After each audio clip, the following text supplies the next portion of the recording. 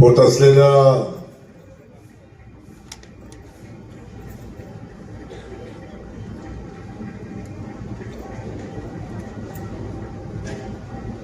या प्रचाराच्या सभेसाठी उपस्थित असलेले ज्याने आत्ताच आपलं मनोगत व्यक्त केलं आणि ज्यांनी भावना व्यक्त करताना त्यांच्या मनामध्ये एक तडप होती की मी ज्यांच्यासाठी एवढा मोठा संघर्ष केला आणि ज्यांच्यासाठी ज्यांच्या विरोधात संघर्ष केला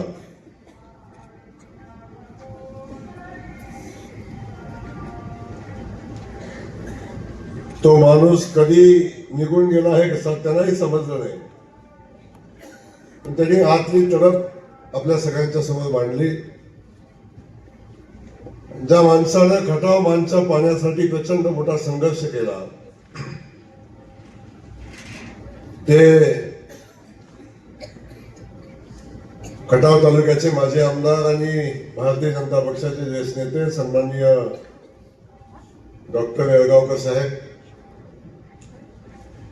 आपल्या सगळ्यांसोबत उपस्थित असलेले खटाव तालुक्याचे भारतीय जनता पक्षाचे अध्यक्ष सन्माननीय धनंजयजी चव्हाण, माझे ज्येष्ठ बंधू सन्माननीय अंकुश भाऊ, या ठिकाणी राष्ट्रवादी अजितदादा गटाचे अख्ख्या मतदारसंघातले आमचे एकमेव समर्थक सन्माननीय बंडा सर, याला जोरदार टाळ्या वाजवा सगळ्यांच्यासाठी. भारतीय जनता पक्षाचे आमचे सरचिटणीस जिल्ह्याचे विकल्प शहा, या ठिकाणी उपस्थित असलेले आमचे जिल्हा परिषदेचे माजी सभापती आणि या विभागाचे नेते सन्माननीय शिवाजीराव सरगौड, सन्माननीय भरतजी जाधव, सन्माननीय भंडारी सरपंच आमचे पलीकडं, मग पलीकडे जालिंदर माळी बसलेले आहेत. तुम्ही अजून काय आकडा सांगितलाच नाही. आमचा युवा नेता सन्माननीय अण्णासाहेब हिरवे, दुसरा आमचा सिद्धेश्वर कुरवलीचा, ज्यांनी पडत्या काळात ज्यांनी अडचणीच्या काळात माझ्या पाठीशी भक्कमपणे पाठबळ उभं केलं ते आमचे शहाजी देशमुख. या ठिकाणी आमच्या पळशी गावचे युवा नेते आणि पळशी गावामध्ये प्रचंड ताकदीनं भारतीय जनता पक्षाचा झेंडा लावून काम करणारे सन्माननीय बाबू पवार, सोमनाथजी बुधे, अनेक सन्माननीय आमच्या महिला भगिनी पाठी बसलेल्या त्या सगळ्या महिला भगिनींचं मी स्वागत करतो. आमच्या वडूच्या नगरसेविका आहेत, त्याबरोबर बसा नगरसेवक, माझे वडूचे सगळे नगरसेवक आहेत, खूप मोठे मोठे हरिभाऊ आमचा पुढे बसला आहे, सगळ्यात मोठे मोठे कार्यकर्ते आहेत. थोडस सगळ्यांची क्षमा मागतो कारण आपल्याला विठ्ठलनाथ आहेतच आहेत आणि सगळेच आपण पुढे आमले मेजर बसलेत, मला संतोष पुढे बसलाय, मधुबापू बसलाय पुढे, शशीभाऊ आमचा बसलाय पुढे, सगळे मंगेश बसलाय आंबेरीचा. हे सगळे नेते ज्यांच्याकडे बघितल्यावर ते नेते वाटत नाही. हे पलीकडे आपण पत्रकार बंधू बसलेला आहे. तुमच्या सगळ्यांचं म्हणणं कायम असतं की जयकुमार गोरेंच्या सोबत कोणच नाही, तरी पण जयकुमार गोरे निवडणूक कशी जिंकतो याचं उदाहरण द्यायचं म्हणलं तर आमचा पळशीचा बाबू आहे. बाबू सारखा 17 वर्षाचा पोरगा माझ्याकडे कामाला सुरुवात केली. ज्या पळशी गावात मला बूथ लावायला माणूस नव्हता त्या पळशी गावामध्ये 17 वर्षाच्या मिशी नसलेल्या मुलानं कामाला सुरुवात केली आणि तेव्हापासून त्याच्या पाठीशी ताकदीनं उभं राहिलो.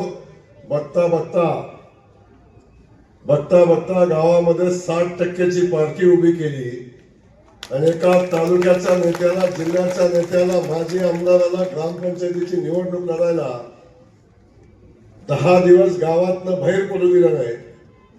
1 रुपया खर्च न करता ग्रामपंचायतीची निवडणूक 3 मतावर, 4 मतावर, 2 मतावर आणून ठेवली.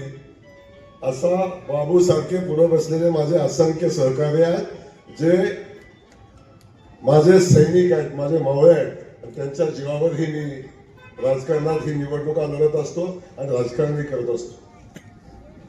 आजचा कार्यक्रम खऱ्या अर्थानं जो घेतला तो आमचा विवेक देशमुखांचा काल प्रवेश झाला. अनेक लोकांना विवेकनं बोलून दाखवलं. विवेक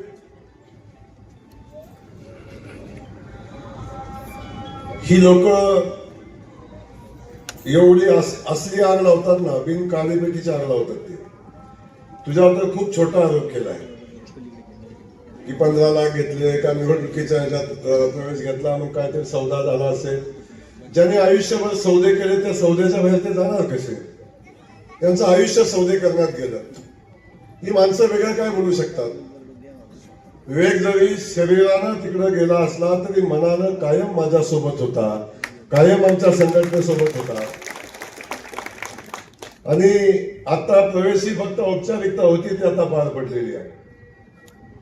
कारण विवेक माझ्याकडे आला, जेव्हा पहिल्यांदा विवेक माझ्याकडे आला तेव्हा विवेक सामान्य कार्यकर्ता म्हणून माझ्याकडे आला होता. आल्यावर माझ्यासोबत पंचायत समिती सदस्य झाला. माझ्यासोबत काम करत असताना तो काँग्रेस पक्षाचा तालुकाध्यक्ष झाला. त्याच वेळी तो गावचा सरपंच झाला, पक्षाचा नेता झाला. जेव्हा माझ्यासोबत होता सगळी पद्धत त्याच्यासोबत होती आणि त्यानं सगळं कामाची पद्धतही त्यांनी बघितली होती. पण सरपंच झाल्यानंतर जेव्हा मी भारतीय जनता पक्षात गेलो तेव्हा विवेक काँग्रेस पक्षासोबत राहिला आणि पक्षासोबत राहिल्यानंतर ते लक्षात आलं की गावचा गाडा चालवत असताना आपल्या मागे पाठबळ असायला लागतं. गावाचा विकास काम करण्यासाठी आपल्या मागे मजबूत माणूस असायला लागतो, मजबूत आधार असायला लागतो. तो आधार तिथं नव्हता. किंबहुना ज्या लोकांनी त्याला ज्या आश्वासन देऊन नेलं त्यातलं एकही आश्वासन पूर्ण झालं नाही. गाव विकासापासून मागे राहायला लागलं. आणि जेव्हा चळवळीतला कार्यकर्ता, विकासाचं काम करणारा कार्यकर्ता, जेव्हा गावाचं विकासाचं होणारं नुकसान त्याच्या लक्षात आलं तेव्हा त्यानं निर्णय घेतला, आता मला माझ्या गावाचा विकास करायचा असेल तर मला भारतीय जनता पक्षात जायला लागेल, मला जयकुमार गोरेंच्या सोबतच राहायला लागेल. ही भूमिका त्यांनी घेतली. विवेक, तुझं मनापासून मी स्वागत करतो. आणि हे स्वागत करत असताना कोण काय म्हणतं त्याकडे फार लक्ष देऊ नकोस. आणि या कार्यक्रमाच्या निमित्तानं आपण सगळेजण या ठिकाणी उपस्थित आहात. माझ्या लाडक्या बहिणी या ठिकाणी उपस्थित आहेत, आमचे सगळे बांधव या ठिकाणी उपस्थित आहेत. एवढ्या मोठ्या संख्येनं आज या ठिकाणी ग्रामस्थ बंधू उपस्थित आहेत, गावातले, परिसरात आलेले माझे सगळे सहकारी आहेत. माझे नगरसेवक आता खाली उभा राहिलेले आहेत. एवढी मोठी युवकांची संख्या आहे. हे सगळं बघताना मन भरून येतं. एका साध्या शेतकऱ्याच्या घरातलं एका रेसलिंग दुकानदाराचं पोरग या खटावमानच्या मातीचा दुष्काळ हटवायचं स्वप्न घेऊन आपल्या समोर येतं. आपल्याला एक स्वप्न दाखवतं की मला माझ्या तालुक्यातनं कॅनलचं पाणी वाहताना बघायचं आहे, मला माझ्या तालुक्यातल्या शेतकरी बांधवांच्या शेतामध्ये ऊसाची शेती झालेली बघायची आहे, मला माझ्या तालुक्यामध्ये कारखान्याचं धुराडं पेटलेलं बघायचं आहे. हा 3 ओळीचा अजेंडा घेऊन एक युवक आपल्या समोर येतो. ज्या 3 ओळी त्याच्यामध्ये खटावमानचं भाग्य बदलण्याची ताकद त्या 3 ओळीमध्ये होती. तो अजेंडा घेऊन आपल्या सगळ्यांच्या समोर आलो आणि बघता बघता आपण बघताय की मान तालुक्याच्या जनतेनं, खटाव तालुक्याच्या जनतेनं माझ्या पाठीशी आशीर्वाद उभे केले. आणि जो संकल्प केला होता की मला माझ्या मातीला लागलेला दुष्काळी माती हा कलंक पुसायचा आहे आणि कलंक पुसण्याचा प्रवास चालू झाला. प्रत्येक वेळी मी निवडणुकीला उभा राहिलो, एक संकल्प केला, एक उद्दिष्ट ठेवलं की मला निवडून आल्यावर काय करायचंय, मी निवडून आल्यावर काय करेन हा शब्द मी प्रत्येक वेळी माझ्या जनतेला दिला आणि लोकांनी मला पाठबळ दिला, आशीर्वाद दिला, लोकांनी मला प्रेम दिलं आणि जेव्हा ते प्रेम घेऊन, आशीर्वाद घेऊन निवडणूक मी जिंकलो, तेव्हा दिलेला शब्दाला ठेवलेलं उद्दिष्ट पूर्ण करण्यासाठी प्राणपणाची लढाई केली, रात्रंदिवस मेहनत केली. आणि आपल्या सगळ्यांना माहिती आहे, पहिल्या निवडणुकीत पहिल्यांदा मी सांगितलं होतं 3.5 वर्षात माझ्या तालुक्यात पाणी नाही आलं तर मी राजीनामा देईन.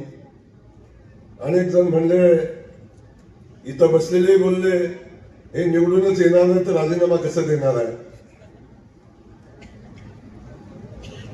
पण निवडून आलो, पाण्याचा संघर्ष चालू झाला.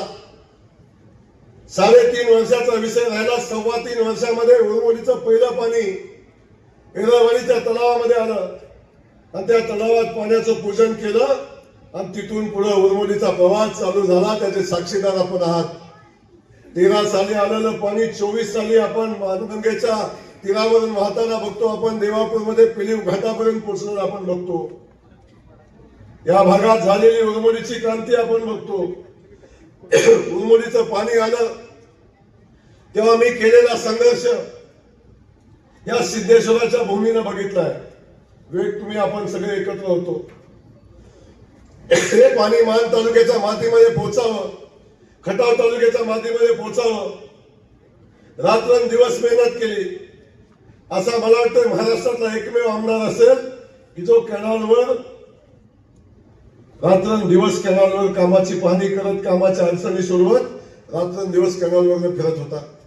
सिद्धेश्वर कुरवलीमध्ये तर मला वाटतं आम्ही 15-20 दिवस आम्ही एक प्रश्न सोडवण्यासाठी लढाई करत होतो. 2-3 महिन्याची होती, पण शेवटच्या टप्प्यातली लढाई आम्ही करत होतो.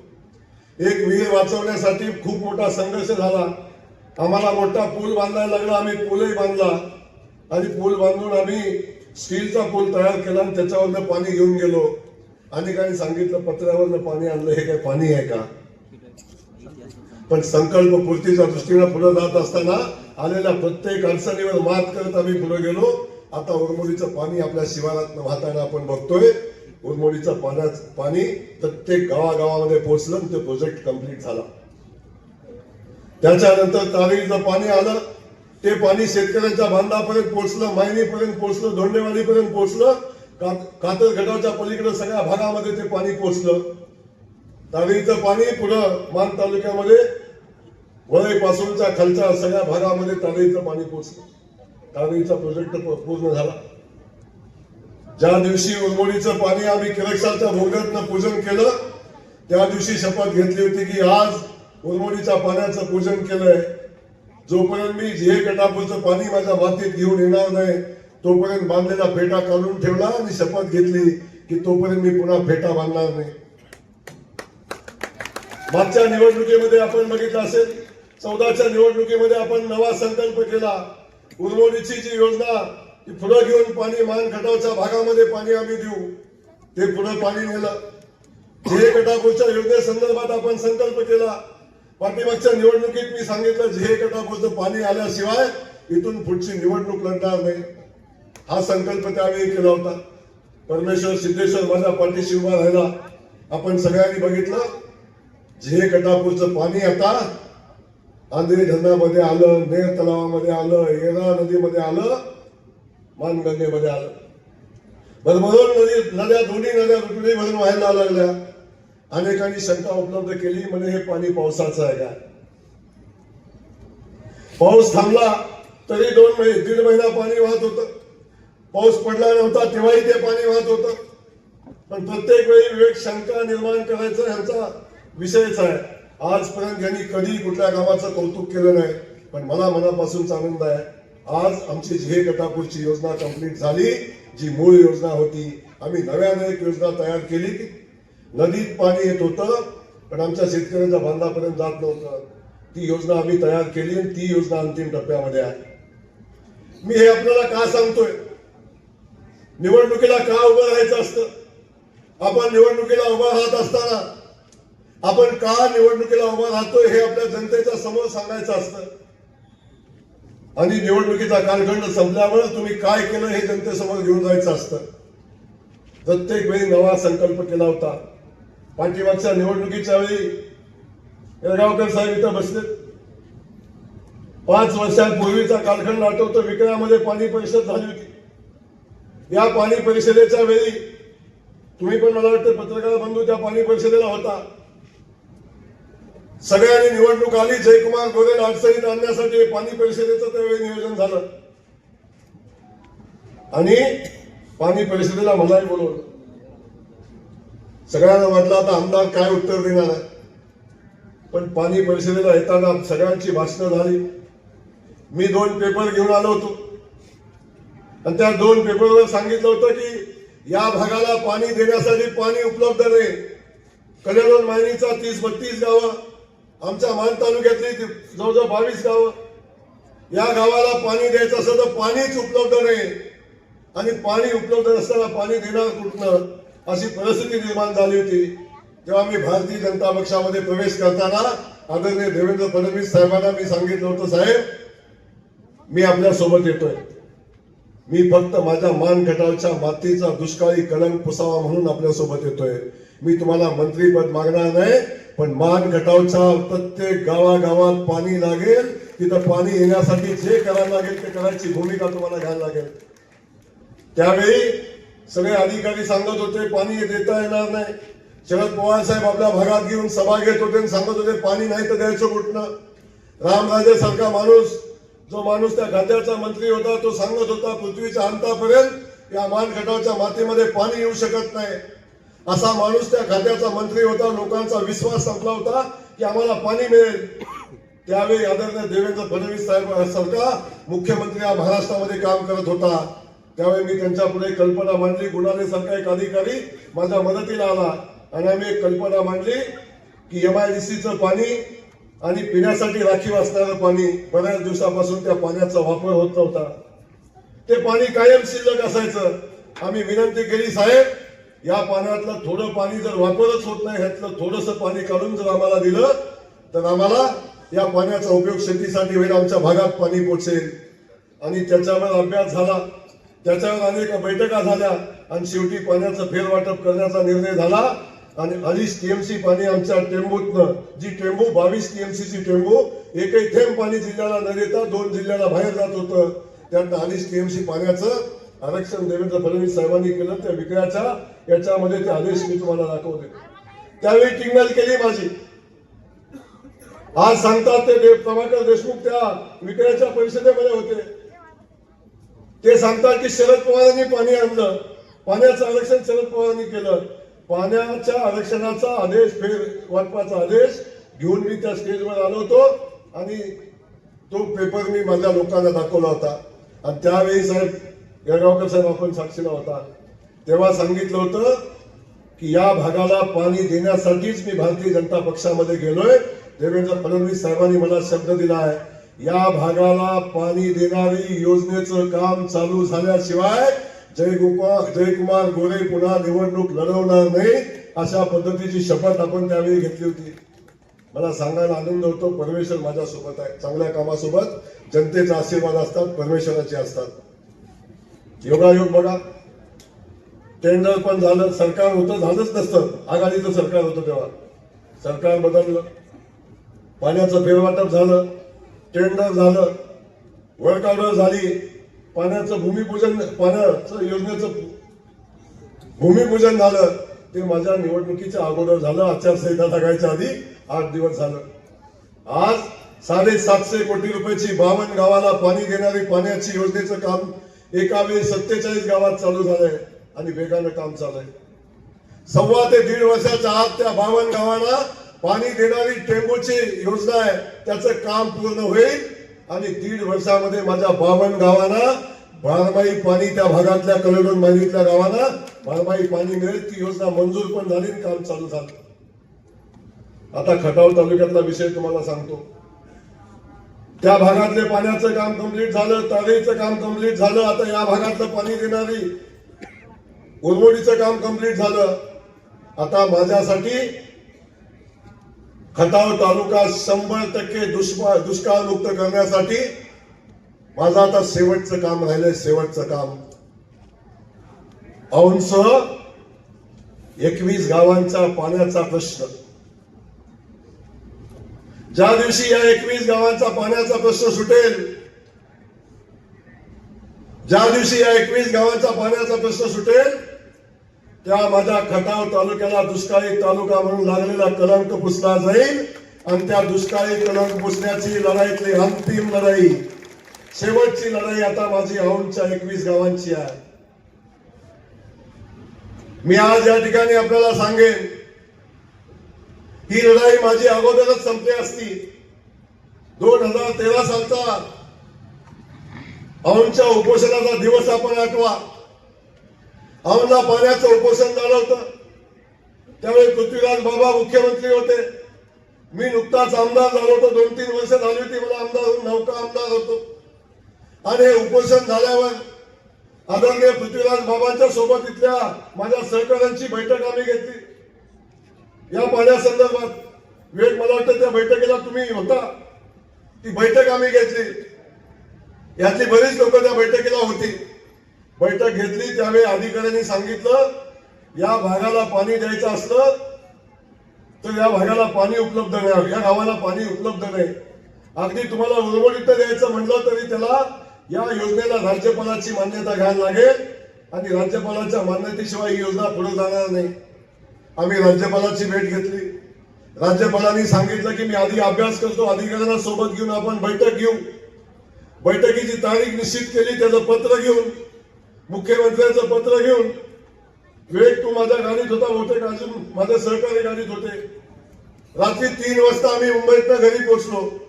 आणि 3 वाजता घरी पोहोचल्यावर उपोषणकर्त्यांच्या सोबत जायचं, त्यांना आश्वासित करायचं, त्यांना सांगायचं मुख्यमंत्री आणि राज्यपाल तुमच्या योजनेसाठी बैठक घेत आहेत आणि या योजनेवर मार्ग काढतायत, हे सांगण्यासाठी आम्ही आलो. आणि जेव्हा ह्या भाद्रांना कळालं की जयकुमार गोरे हे उपोषण सोडवण्याचं श्रेय घेतोय आणि राज्यपालांना बैठक लावून हे प्रश्न तडीला जाईल अशी शंका आली, तेव्हा तात्कालीन विधान परिषदेचे सदस्य आणि आताचे विधानसभेचे उमेदवार सन्माननीय प्रभाकर घारगे आणि अनिल देसाई, ही 2 लोक शक्यतो कधी 11च्या आत उठत नाही. पण त्या दिवशी कशी 8:30ला उठली मला माहिती नाही. उपोषणकर्त्यांना मी फोन करून सांगितलं आम्ही पत्र घेऊन येतोय.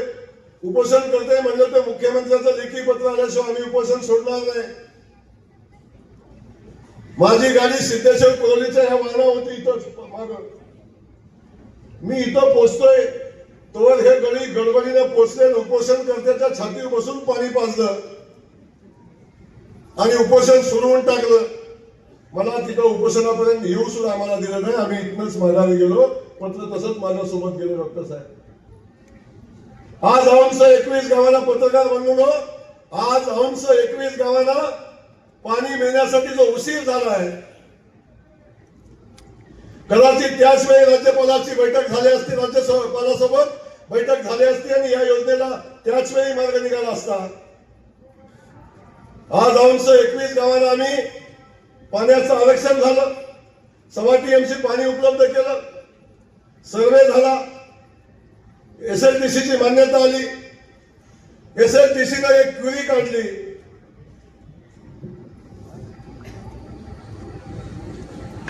SLTC ने एक क्वेरी काढली. याच्यामध्ये काय काढली की या योजनेला राज्यपालाची मान्यता घ्यायला लागेल, कारण ही योजना एकदम नवीन आहे आणि नवीन योजनेला राज्यपालाची मान्यता घ्यायला लागते.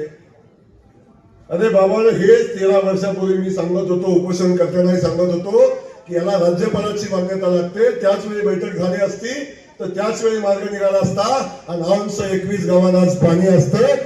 इथला शेतकरी सुजलाम सुफलाम झाला असता. जसं उरमोडीचं पाणी वाहते तसं या भागात पाणी असतं. या योजनेला 10 वर्ष उशीर होण्याचं कारण, फक्त त्यावेळी उपोषण सोडवण्यासाठी गेलेले प्रभाकर घारगे कारण आहेत. त्यांच्यामुळेच 21 गावांच्या पाण्याचं आजपर्यंत काम थांबवून राहिलं. मला सांगा, उपोषण सोडलं, उपोषण सोडल्यावर 21 गावांची चौकशी कधी केली का? पाण्याचं काय झालं कधी बोलले का? मुख्यमंत्र्यांकडे कधी गेले का? त्या पाण्यासंदर्भात कधी विषय घेतला का? पुन्हा उपोषण झालं तिथं कधी गेले का? संघर्ष समितीला कधी चर्चेला बोलवलं का? पुन्हा नवीन संघर्ष समिती स्थापन झाली, त्यांनी संघर्ष चालू केला. एकदाही कधी घारगेंनी विषय घेतला का पाण्याचा? एकदाही कधी पाण्याचा विषय घेतला नाही. या 21 गावांचं पाण्याचं जे दुखणं 10 वर्ष लेट केलं, 11 वर्ष लेट केलं, अजून 2 वर्ष लागतील. हे लेट केलं फक्त त्या उमेदवारामुळे झालं.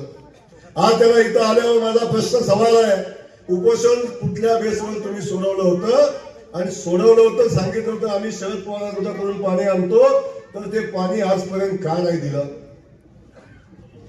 परवा काल म्हटले की या पाण्याचं काय झालं, 15 वर्ष झालं आमदारांनी काय केलं, त्याच्यावर मी बोलतो आता. पण या भागातल्या पाण्याचा प्रश्न मी सांगितलं. माझा आता पुढचं माझं उद्दिष्ट आहे, त्या 52 गावाला पाणी देणार. जे गटाबूत आता आपण सुधारित प्रशासकीय मान्यता घेतली त्या गावांची योजना कंप्लीट करणार. आणि या निवडणुकीत मी का उभा राहिलोय, येणाऱ्या 5 वर्षामध्ये मी काय करीन हे आपल्याला सांगत असताना मी सांगतोय जबाबदारीनं, खटाव मानच्या पाणी प्रश्नावरची ही शेवटची निवडणूक जयकुमार गोरे लढतोय. ही शेवटची निवडणूक आहे. मान खटावच्या मातीत इथून पुढे मी पण नाही आणि माझ्या कुठल्या विरोधकाला पण पाण्याच्या प्रश्नावर निवडणूक लढू देणार नाही. ही शेवटची निवडणूक आहे. जयकुमार गोरेचा शब्द आहे, अंश 21 गावांना पाणी दिल्याशिवाय जयकुमार गोरे भविष्यातली कुठली निवडणूक लढवणार नाही. हा शब्द आणि शपथ घेऊन जयकुमार गोरे काम करतो, हा संकल्प घेऊन काम करतोय. म्हणून मला आपल्याला सांगायचं,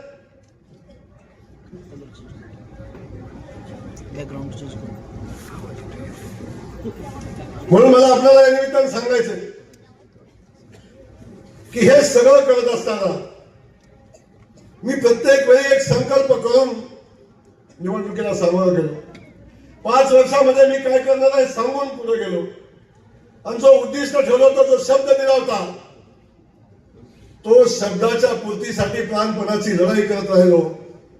अजून 3 वर्षाचा कालखंड आहे, लिहून ठेवा पत्रकार बांधवांनो, 3 वर्षाचा कालखंड आहे. या 3 वर्षामध्ये माझ्या मान खटावच्या मातीला दुष्काळी माती म्हणून लागलेला कलंक हा जयकुमार गोरे पुसून दाखवेल. एकही गाव, फक्त डोंगरावरची 2 गावं, खटाव तालुक्यात एकही गाव राहणार नाही. मान तालुक्यातली डोंगरावरची 2च गावं, श्री पालवण आणि वाळुगण सोडलं तर माझ्या मतदारसंघातलं एकही गाव, ज्या गावाला पाणी पोचलं नाही असं गाव शोधून सापडणार नाही, असं गाव शिल्लक राहणार नाही. हा संकल्प करून मी निवडणूक लढतोय. आज सिद्धेश्वर कुरवलीमध्ये आलो. आमच्या विवेकनं सांगितलं, आमच्या सिद्धेश्वर कुरवलीला येणारा नेरचा उजवा डावा कालवा, त्या कालव्याचं काम आजपर्यंत पूर्ण झालं नाही. सिद्धेश्वर कुरवलीला पुरेसं पाणी येत नाही, धकटवाडीला येतं. आम्ही संघर्ष करून या भागात पाणी आणलं. आता भरपूर पाणी आपल्या नेरच्या धरणामध्ये आलंय. शहाजी कानात मगाचपासून सांगत होता, काळजी करू नको. आता इथून पुढं सिद्धेश्वर कुरवलीला माझा शब्द आहे, सिद्धेश्वराच्या साक्षीने सांगतो, डावा आणि उजवा दोन्ही कालव्याचं काम करून घेईन आणि सिद्धेश्वर कुरवलीला इथून पुढं कधी पाणी कमी पडू देणार नाही. कारण आता पाणी माणसाकडे उपलब्ध आहे. आता पाण्याची अडचण आम्हाला नाही. आणि विवेक, तू ज्या कामासाठी आला, ज्याच्यासाठी आला, विकासासाठी आला, कुठली भूमिका घेतली? तुला माहिती आहे विकास करायची कुणाकडे धमक आहे. म्हणून या ठिकाणी माझा सवाल आहे, अख्खं भाषण माझं मी केलेल्या कामावर उद्दिष्टावर सांगितलं. हे करण्यासाठी आणि मान खटाव तालुक्यामध्ये आता दुष्काळ मुक्तीची लढाई लढत असताना मान खटावला जगाशी स्पर्धा करण्यासाठी, तयार करण्यासाठी ही माझी लढाई आहे. मान खटावच्या मातीत MIDC उभी करण्याची माझी लढाई आहे. MIDC मंजूर झाली. आता ही MIDC प्रधानमंत्री गतिशक्ती योजनेमध्ये समावेश करून पश्चिम महाराष्ट्रातली नव्हे, महाराष्ट्रातली सगळ्यात मोठी MIDC मी माझ्या मान खटावच्या मातीत उभा करण्याचा संकल्प केलेला आहे. त्या संकल्पाच्या पूर्तीसाठी ही निवडणूक मी लढवतोय. माझा सवाल आहे, यस, इथून मला सवाल आहे माझ्या विरोधकांना, आता तुम्ही निवडणूक का लढताय या प्रश्नाचं उत्तर मला द्या. कोणतरी मला दुपारी भेटलं, आधी अनेकदा माझा अविनाश होते, बाकी सगळ्यांशी माझी चर्चा झाली. म्हणजे पुढचा उमेदवार खाजगीत काय म्हणतोय, मला माहिती आहे मी ही निवडणूक जिंकणार नाही.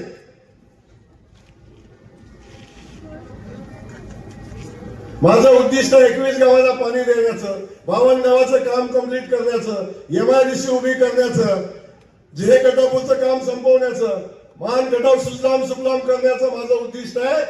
समोरच्या उमेदवाराचं उद्दिष्ट काय माहिती आहे तुम्हाला? काय 2029 ला खटाव तालुका वेगळा होणार आहे आणि खटाव तालुका वेगळा झाल्यावर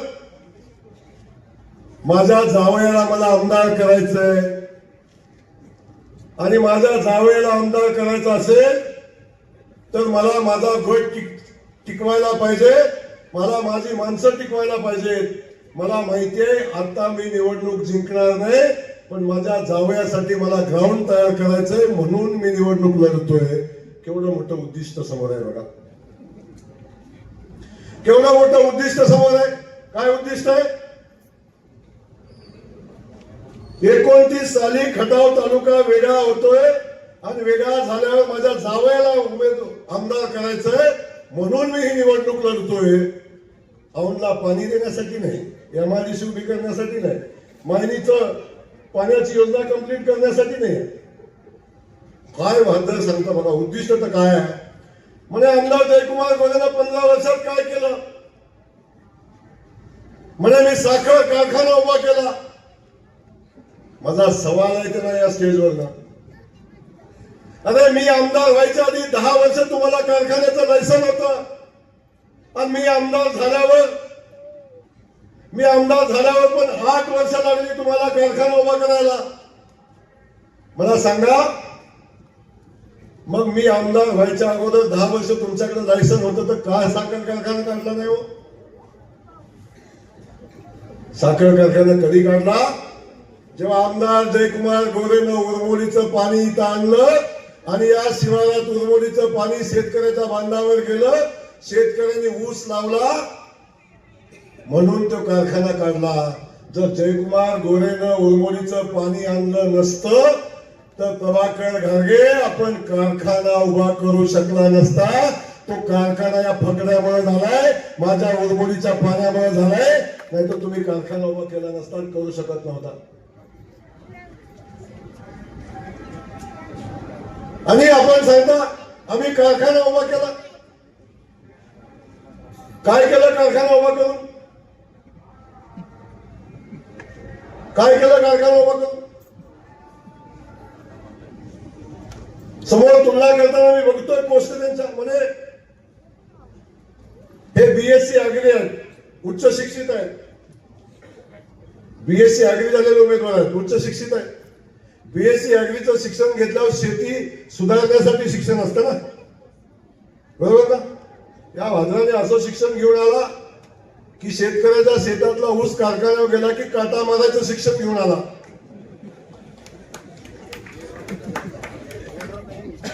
काटा मारायची डिग्री यांच्याकडं. काटा मारताना शेतकऱ्यांचा ऊस, मला माझा सवाल येत नाही पत्रकार बंधूंना, शेतकरी संघटनेने आंदोलन केलं काटा कारखाना मारतो म्हणून.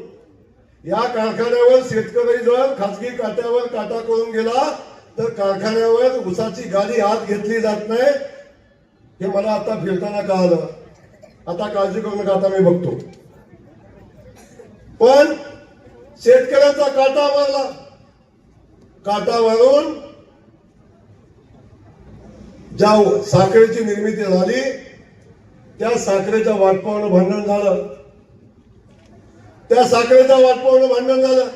आणि काय झालं पुढं? आपलं सगळं बिंग फुटतंय म्हणल्यावर, काटामालीचं बिंग बाहेर येतंय म्हणल्यावर, या भाजराने ज्या माणसाला ते हे सगळं माहिती होतं त्या माणसाचं तोंड कायमचं बंद केलं, त्याचा खून करून टाकला. एका बाजूला शेतकऱ्यांचा गळा कापला आणि दुसऱ्या बाजूला कामगाराचा गळा कापला. आणि सांगताय मी सज्जन आहे.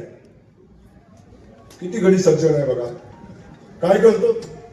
फक्त उसाची चोरी करतो, बाकी काही करत नाही.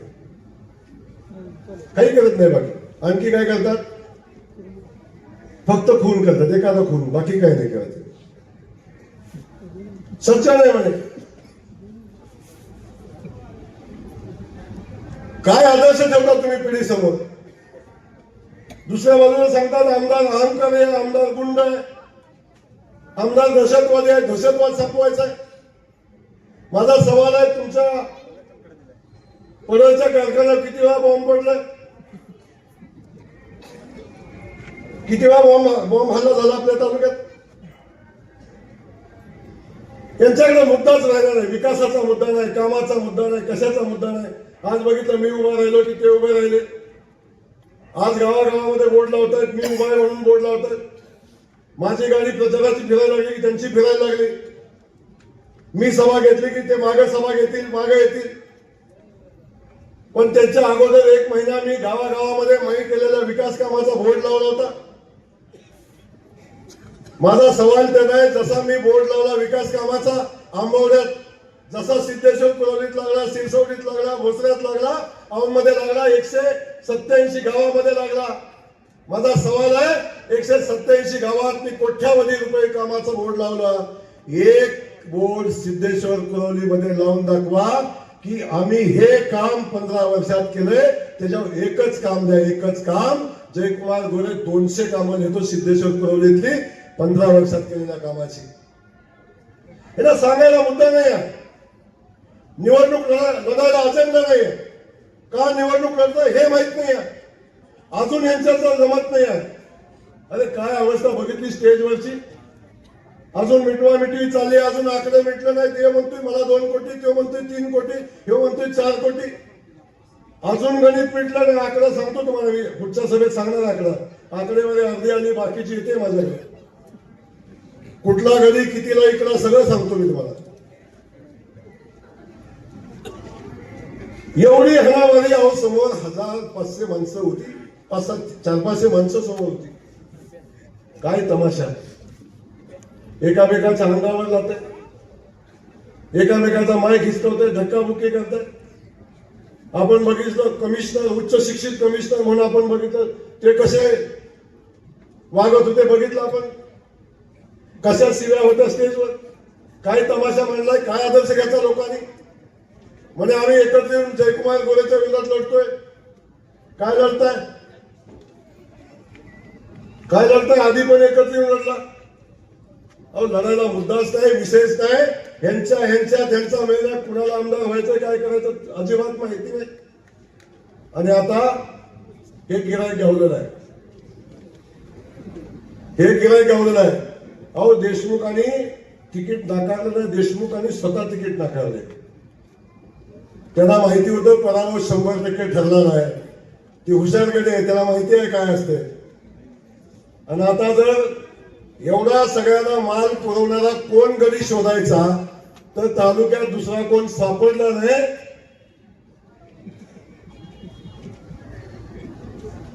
प्रभाकर घागे नावाचं गिराईक सापडलं.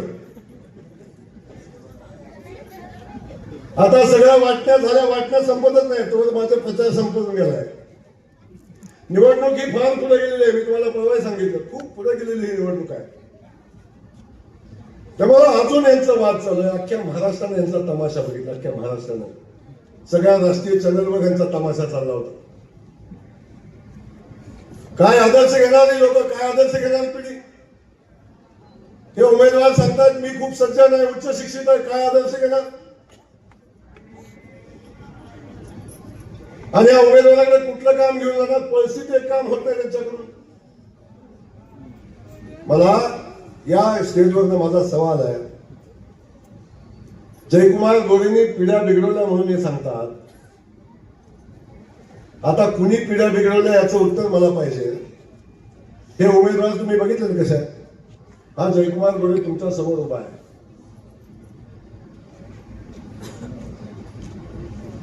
सुपारीच्या खंडाचं व्यसन नाही आहे. दारू पिलेला माणूस माझ्याकडे जवळ उभा राहत नाही आहे. तंबाखू नाही, मावा नाही, गुटखा नाही, पत्त्या नाही, जुगार नाही, काही नाही. आणि 15 वर्षे माझी जनता याचं साक्षीला आहे. सकाळी 5:30 जयकुमार गोरे उठतो, 6:15 जिम मध्ये जातो, 1.5 तास मेहनत करून अंगावरचा घाम गळत असताना खाली आलेला येऊन लोकांना भेटतो. सरपंच खराय का? लोणीचे सरपंच. घाम गाळत मी लोकांना भेटतो, आलेल्या लोकांना भेटत असतो. आणि माझ्या अंगावरनं गळत असलेल्या घामाकडे बघून अनेक युवकांना प्रेरणा मिळते की आमचा आमदार व्यायाम करतो, आमचा आमदार तंदुरुस्त आहे, मला सुद्धा व्यायाम करायला पाहिजे. अनेकांनी माझ्या व्यायामाचं अनुकरण केलं आणि जिम चालू केली. आता समोरच्या उमेदवाराचा आदर्श काय घ्यायचा तुम्ही जरा सांगा बरं मला. 11 वाजता गडी उठतो, 2 वाजता चंद्रयानाची मोहीम चालू होते, 2 वाजता चंद्रयान निघतं, कुठला तरी सचिव गाठतात, कुठल्या तरी चेअरमनला 2 किलो आणायला सांगतात. आणि जी मोहीम चालू होते दुपारी 2 वाजता ती रात्री 11-12 वाजेपर्यंत चालते. तेव्हा ते चंद्रयान 12 वाजता रात्री चंद्रावर पोचतं. आणि चंद्रावर पोचलेला चंद्रयान पुन्हा खाली यायला उतरायला सकाळी 11 वाजतात परत. काय आदर्श समाजासमोर ठेवणार हो? किती पुढाऱ्यांच्या पिढ्या बिघडवल्या, किती जणांच्या किडन्या बाद केल्या, किती जणांचं संसार उद्ध्वस्त केले, किती जणांच्या बायका आजही शिव्या देतात, शाप देतात. काय अवस्था आहे हो? काय आदर्श घ्यायचा यांच्याकडून? जयकुमार गोरेकडून आदर्श घेतला ना, जिम करायचा, व्यायाम करायचा, निर्व्यसनी राहायचं. आणि माझ्या गाडीत एखादा तंबाखू खाऊन बसला ना, तंबाखू बसतच नाही मला, तंबाखू खाऊन बसला तर थुकायला कधी काच खाली नाही घेत आहे, आग टाकेल पण बाहेर नाही. यांचा आदर्श काय हो? 2 वाजल्यापासून गडीची तुंबा उघडून बसतो ती रात्री 12 वाजेपर्यंत. काय नाही, अगदी सज्जन माणूस आहे, फक्त थोडीशी दारू पितो आणि सगळ्यांनाच पास, बाकी काहीच काम नाही, फक्त जुगार खेळतात. माझ्याकडे व्हिडिओ आहेत, मी जबाबदारीने बोलते, मला फक्त चॅलेंज करावं नाही आता. फक्त जुगार खेळतो. काय आदर्श घ्यायचा माझ्या या पोरांनी? 10 रुपयाचा. काय आदर्श घ्यायचा माझ्या पोरांनी? जुगार खेळायचा.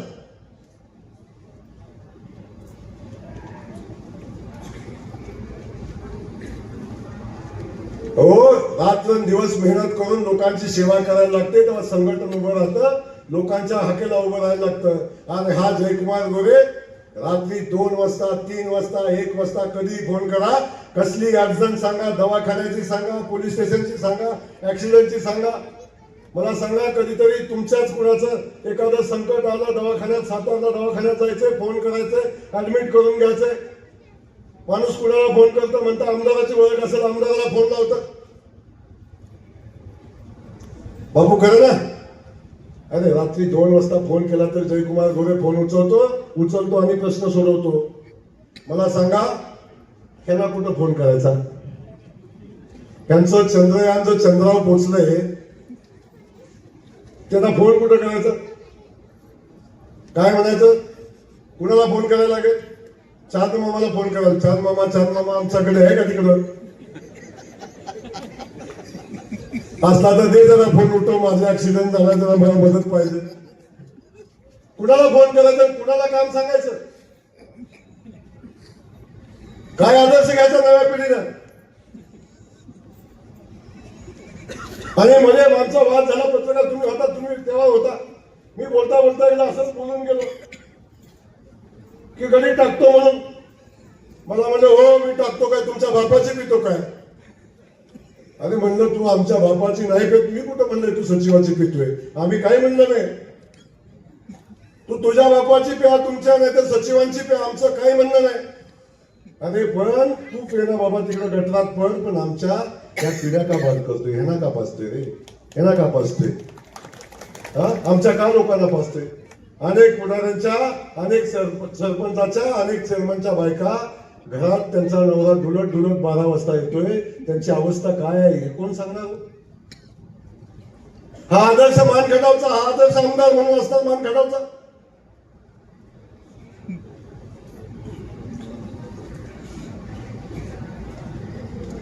या सगळ्या गोष्टी आपल्या समोर एवढ्यासाठी सांगतोय की मानखटावचा आमदार कसा असावा. हो, माझ्यावर टीका होते म्हणे हा अहंकारी आहे, गुंड आहे. मी अहंकारी नाही आहे, मी स्वाभिमानी आहे. या मानखटावच्या मातीचा स्वाभिमानी सुपुत्र आहे आणि या मानखटावच्या मातीचा स्वाभिमान जपण्यासाठी वाटेल ते करतो. अरे जयकुमार गोरे काम करतो, मेहनत करतो, पक्षाचा विश्वास कमवतो. 1.5 महिना गेला ह्याला तिकीट मागायला, 1.5 महिना गेला तिकीट आणायला, 2 महिना गेले यांचे. बारामतीच्या पुढं लोटांगण, फलटणच्या पुढं लोटांगण, फलटणच्या घरी खुर्ची होऊन हे तिकीट मागाय पोत्याव खाली. देता का तिकीट, देता का तिकीट, देता का तिकीट. आणि हा स्वाभिमानी तुमचा मानखटावचा सुपुत्र कामानं विश्वासानं पक्षात स्वतःचं स्थान निर्माण केलं. कुठं तिकीट मागायला गेला नाही. भारतीय जनता पक्षाची पहिली यादी जाहीर झाली आणि त्या यादीमध्ये तुमच्या मानखटावच्या आमदाराचं नाव होतं. हा सन्मान मानखटावच्या मातीचा आहे. हा सन्मान मानखटावच्या मातीचा आहे. अरे तिकीट मिळून जाहीर झालं 15 दिवस अजून बहादव्यातल्या सरकार लढाई चालली यांची.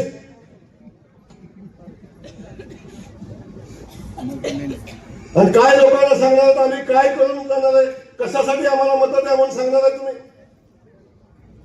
कशासाठी मतं पाहिजे त्यांना? आता म्हणतात की मी पैसे देऊन मतं घेणार आहे. मला काय, अरे मानखटावची माती पैशाने विकत येत नाही रे. ही माणसं पैशाने नाही विकत घेता येते हे प्रेम.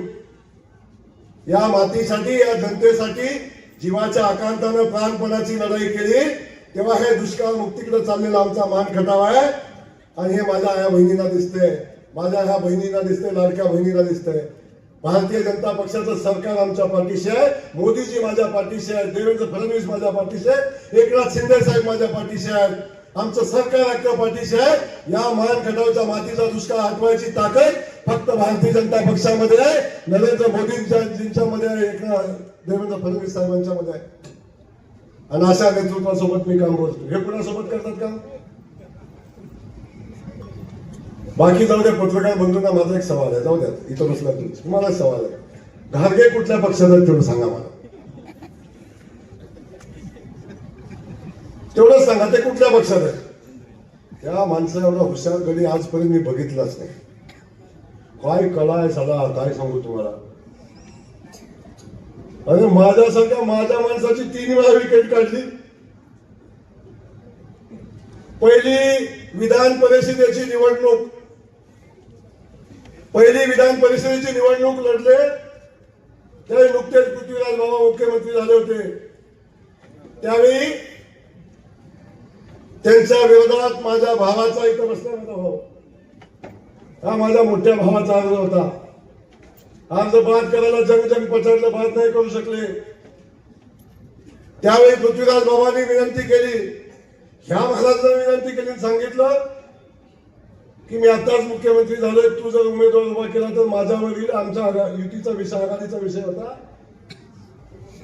तेव्हा मी बिनविरोध केलं. त्याला माझ्या भावाचा अर्ज मागे घेतला. मला एक सांगा, जर आम्ही अर्ज मागे घेतला नसता तर तुम्हाला माहिती आहे गोरे काय चीज आहे ती. एकदा निवडणुकीला उतरले की कसे असतात तुम्हाला माहिती आहे. पण त्यावेळी सन्मानाने अर्ज मागे घेतला म्हणून प्रभाकर घारगे बिनविरोध झाले. दुसऱ्या वेळी जिल्हा बँकेची निवडणूक लागली. विवेक तुम्ही होता. संतोष डॉक्टर उंबरेच्या दादांचा अर्ज मागे घेतला आम्ही आणि त्याला जिल्हा बँकेला बिनविरोध केलं. हा उपकार आहे माझा त्यांच्यावर. पहिला उपकार, दुसरा उपकार. तिसऱ्या वेळी जिल्हा बँकेची निवडणूक लागली. हा भारतात जेलमध्ये होता आणि जेलमध्ये असताना याच्या सोबत आता आहेत ना, पुत्र भेटायला गेलो होता. हा जयकुमार गोळे गेलता भेटायला जेलमध्ये.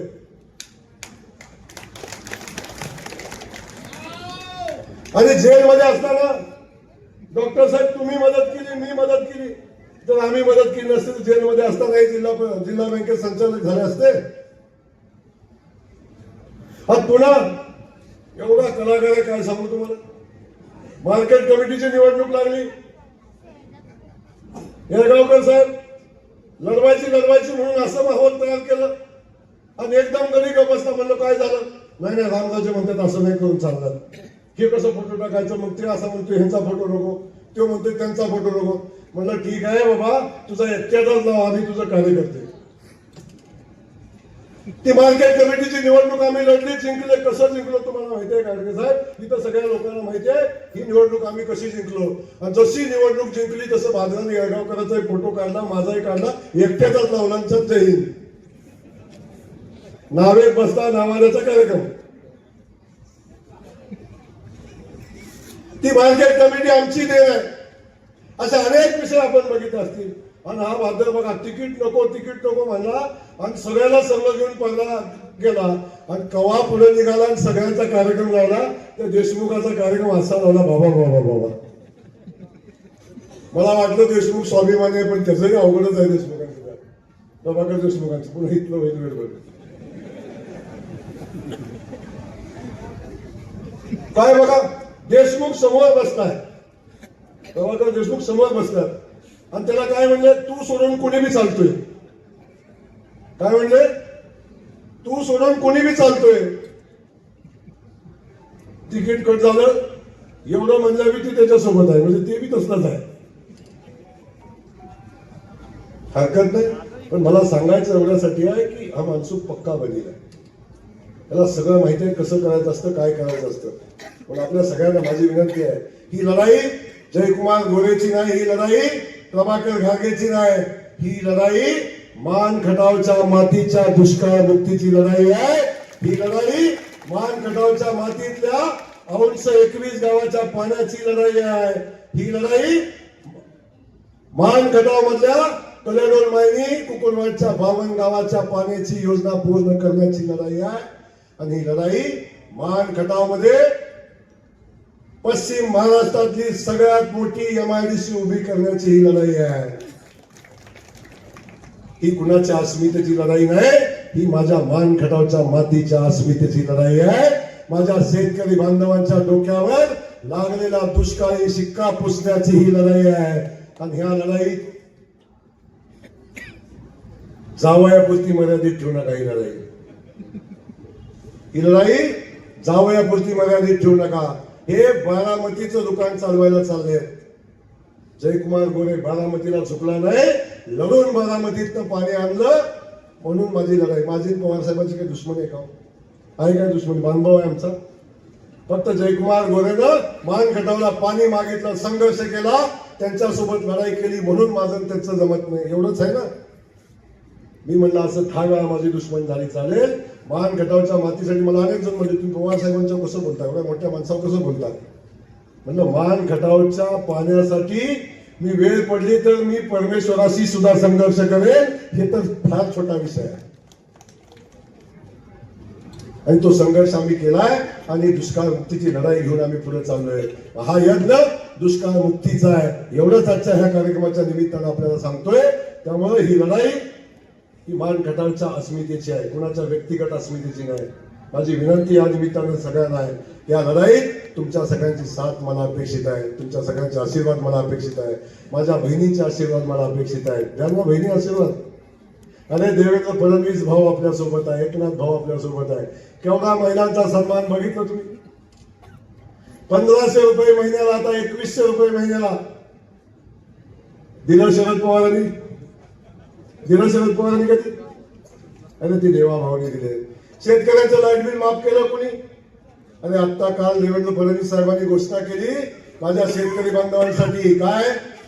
जर भारतीय जनता पक्षाचं सरकार आलं तर माझ्या शेतकऱ्यांची कर्जमाफी करण्याचा निर्णय भारतीय जनता पक्षाने घेतलाय. माझी विनंती आता ह्या सगळ्या ह्याच्यात आपल्याला सगळ्यांना सहभागी होऊन पुढे जायला लागेल. धावायचं म्हणून माझी आपल्याला विनंती आहे, या लढाईत तुम्ही सगळ्यांनी मला साथ द्या. बोलण्यासारखं खूप आहे पण आता पुढच्या सभेत बोलू आपण. पुन्हा एकदा आपल्या सगळ्यांना मनापासून धन्यवाद देतो. विवेक, काळजी करू नकोस. पाण्याचा शब्द दिलाय. काय जयकुमार गोरेनं पाण्यासाठी संघर्ष केलाय तुला महाराष्ट्राच्या सचिवानं सांगितलंय. हे पाण्याची लढाई अंतिम टप्प्यात आहे. फक्त राज्यपालाची मान्यता राहिली, ती मान्यता घेऊन देऊ. तुझ्या गावातल्या पाण्याचा विषय संपू. अजिबात चिंता करू नका शहाजी. माझ्या वाईट प्रसंगात, सगळ्या प्रसंगात आपण सोबत राहिलाय. आता पुन्हा एकदा एकत्र येऊन काम करा. तुम्हाला कधीही मान खाली घालू देणार नाही. मान खटावच्या मातीला कायम सन्मानानं, स्वाभिमानानं उभा करेल. हा शब्द देतो. जय हिंद, जय महाराष्ट्र.